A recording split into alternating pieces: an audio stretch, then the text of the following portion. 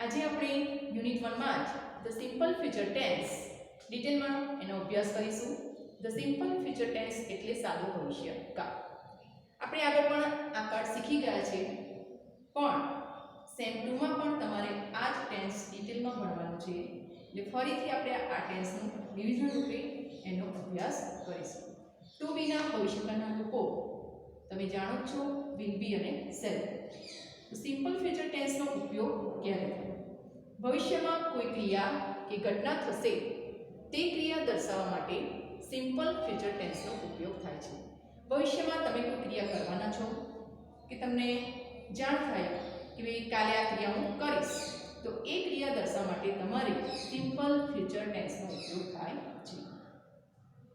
Simple future ટેન્સમાં કરતા પછી હંમેશા ક્રિયાપદનું ભવિષ્યકાળનું રૂપ એટલે કે વિલ બી અને શેલ બી, એના પછી તરત જ ક્રિયાપદનું મૂળ રૂપ આવે છે.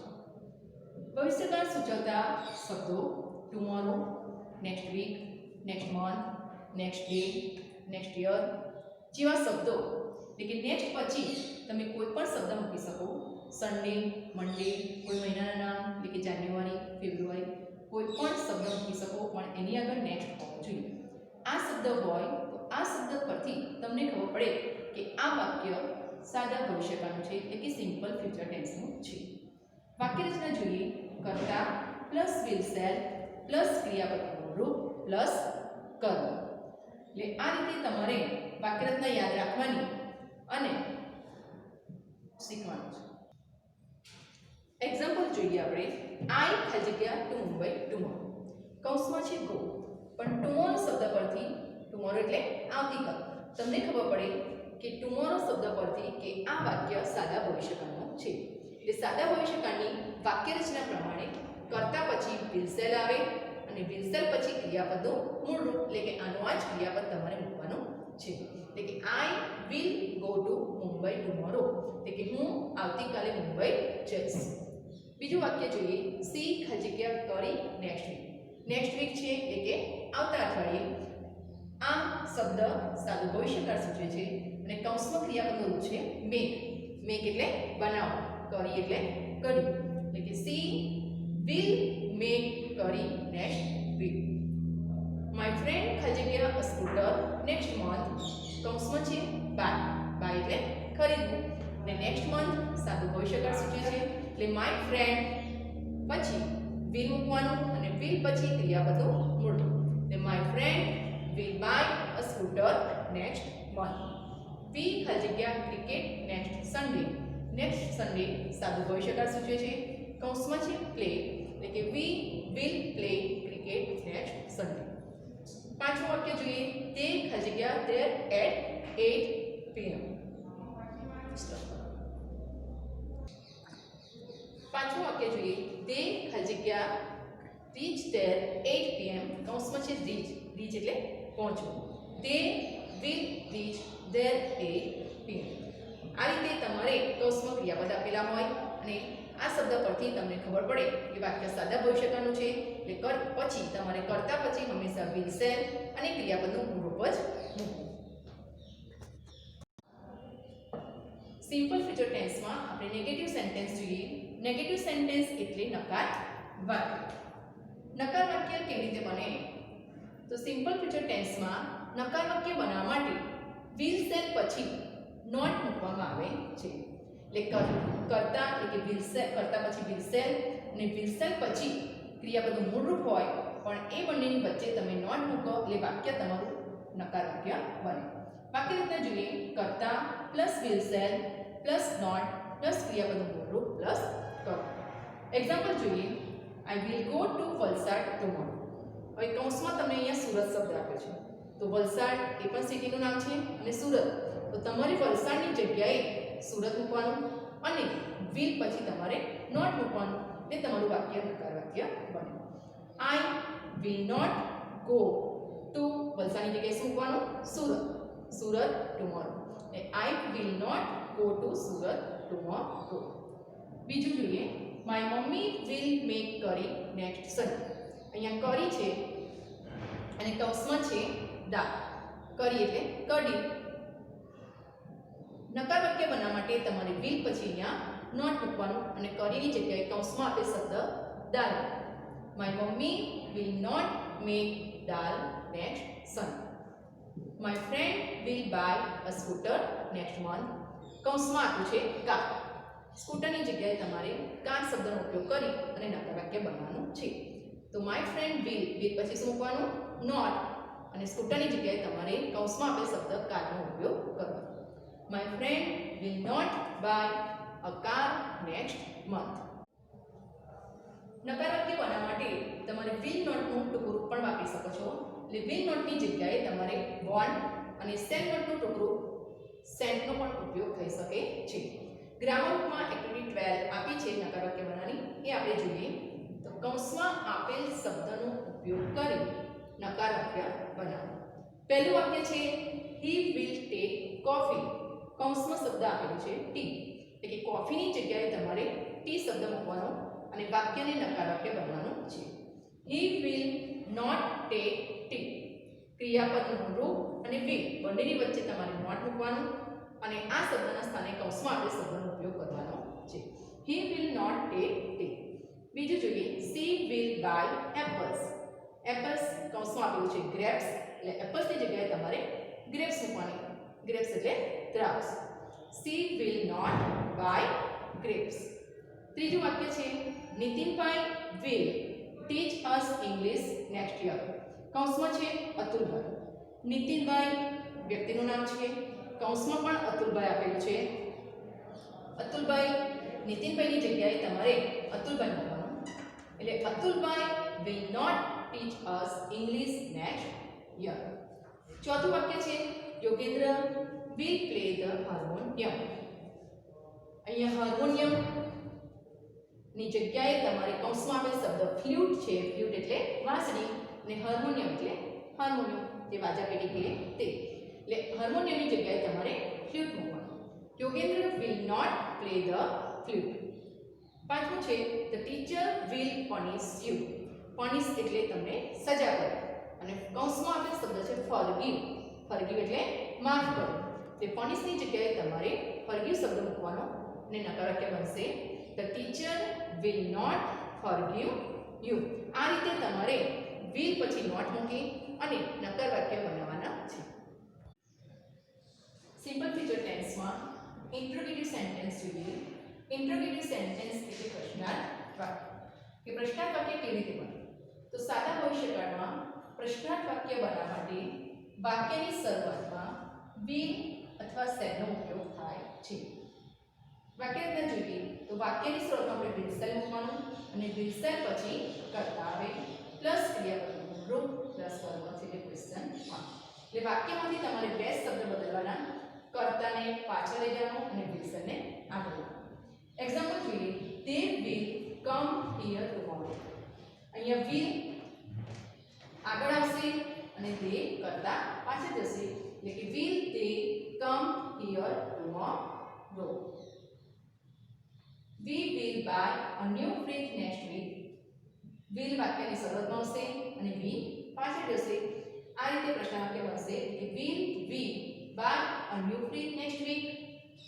he will become a doctor next year. will આગળ આવશે અને he પાછળ જશે, એટલે કે will he become a doctor next year. આ રીતે વાક્યની શરૂઆતમાં will shall નો ઉપયોગ કરી અને કર્તાને પાછળ મૂકી આપણે પ્રશ્નાર્થ વાક્ય બનાવી શકીએ છીએ.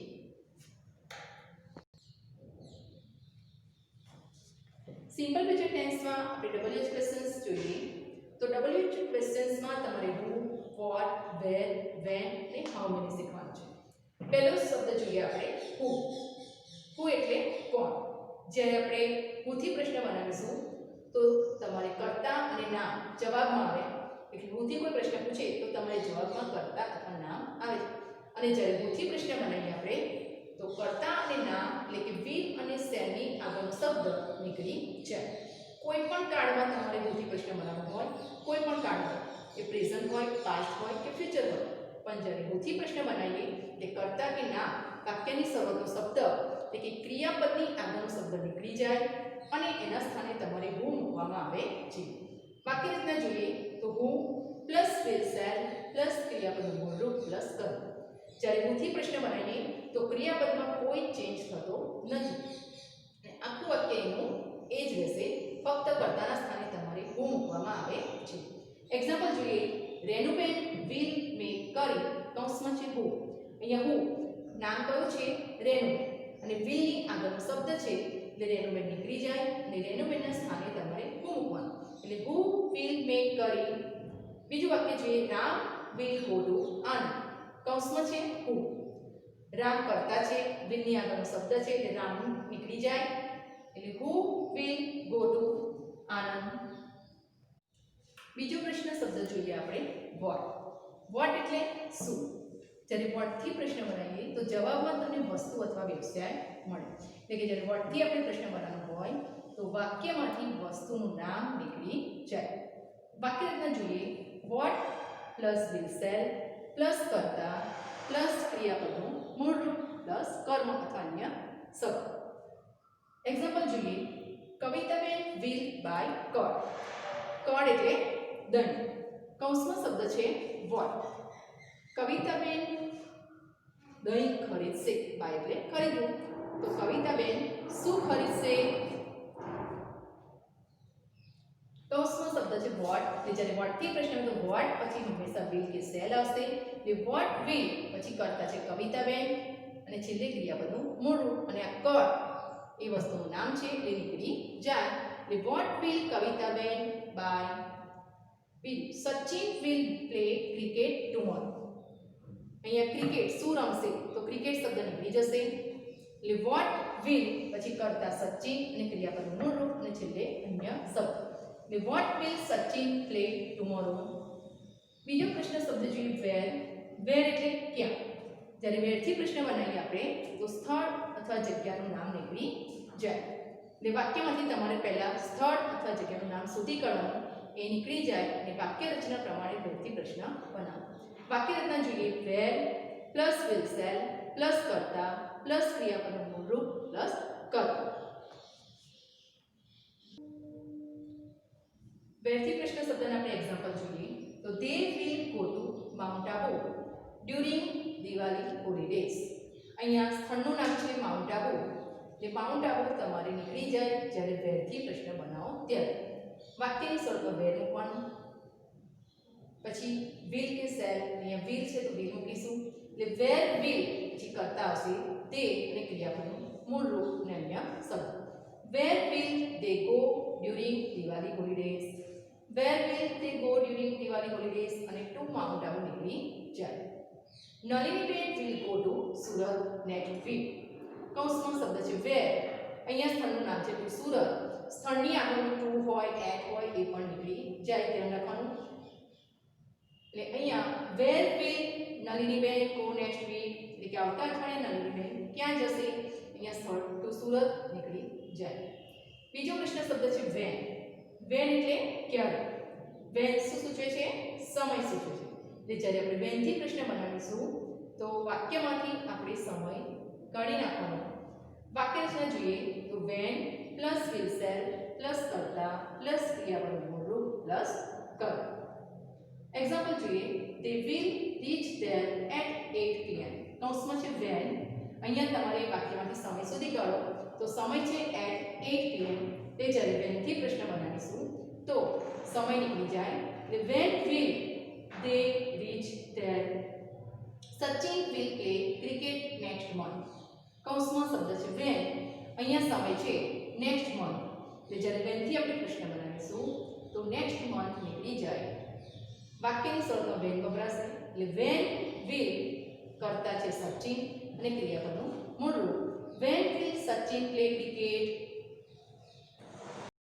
છેલ્લો પ્રશ્ન શબ્દ જોઈએ આપણે સિમ્પલ ફ્યુચર ટેન્સમાં how many.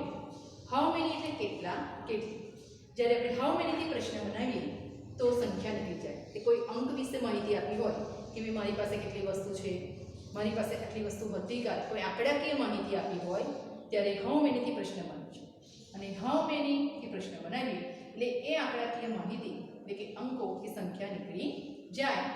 અને how many પછી વાક્ય રચના જોઈએ આપણે તો how many પછી સંખ્યા પછીનો શબ્દ પ્લસ will shall પ્લસ કર્તા પ્લસ ક્રિયાપદનું મૂળ રૂપ. Suresh will buy 3 T-shirts.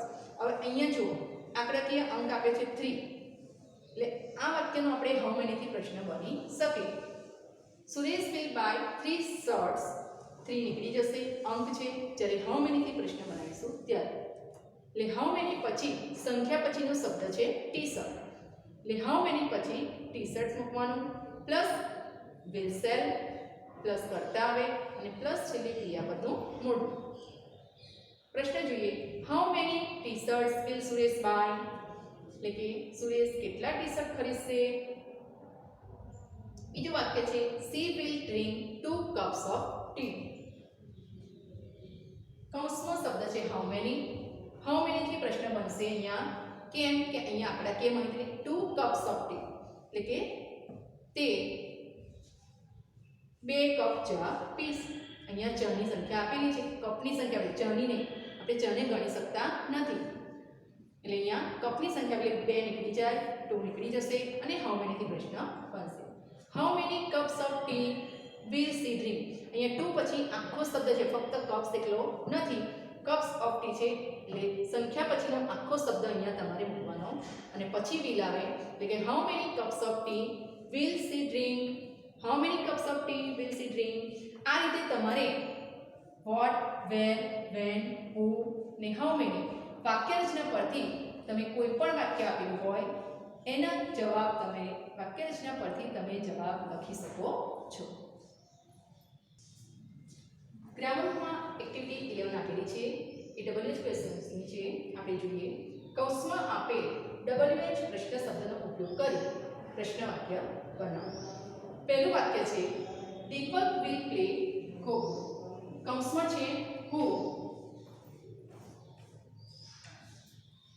અહીંયા આપણે આગળ શીખ્યા કે હુથી પ્રશ્ન બનાવવાનો હોય તો કરતા નીકળી જાય, એટલે અહીંયા વિલની આગળનો શબ્દ દીપક નીકળી જશે અને દીપકના સ્થાને આવશે હુ, એટલે હુ વિલ પ્લે ખો-ખો.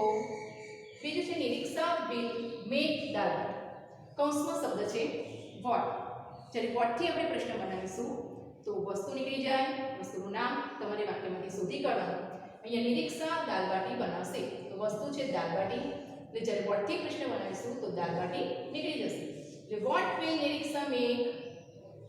ત્રીજું, they will hang the picture on the wall.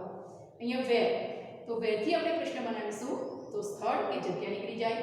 અહીંયા જગ્યા આપેલી છે on the wall, એટલે કે દીવાલ ઉપર તેઓ ચિત્ર લટકાવશે. હેંગ એટલે લટકાવો કે બરોબર. તો where થી પ્રશ્ન બનાવીએ આપણે તો where will they hang the picture. he will eat 5 laddus. કૌંસમાં શબ્દ છે how many. અહીંયા 5 એ સંખ્યાત્મક માહિતી છે, એટલે જ્યારે હાઉ મેની થી પ્રશ્ન બનાવીશું ત્યારે આ અંક એટલે કે સંખ્યા નીકળી જાય અને સંખ્યા પછીનો શબ્દ આવે, એટલે how many laddus will he ઈટ. કેટલા લાડવા ખાશે. The second show will start at 6 pm. કૌંસનો શબ્દ છે when, એટલે when થી આપણે જ્યારે પ્રશ્ન બનાવીશું તો સમય નીકળી જાય. અહીંયા સમય છે at 6 pm, એટલે આ પ્રશ્ન at 6 pm નીકળી જાય સમય અને when થી પ્રશ્ન બનાવીએ તો when will the second show start. when will the second show start. આ રીતે આપણે સિમ્પલ ફ્યુચર ટેન્સમાં WH ક્વેશ્ચન્સમાં who, what, where, when અને how many આટલું શીખ્યા અને આ વાક્ય રચના પરથી તમે આ જવાબો લખી શકો છો. કોઈ પણ વાક્ય પૂછાય પણ જો તમને વાક્ય રચના ખબર પડશે અને કયો પ્રશ્ન શબ્દ કે વોટ થી આપણે પ્રશ્ન બનાવીએ તો શું નીકળી જાય, વેર થી જવાબમાં શું આવે એ સમજશો તો તમે કોઈ પણ વાક્ય હશે તો WH ક્વેશ્ચન તમને આવડશે અને એથી તમે જવાબ લખી શકશો.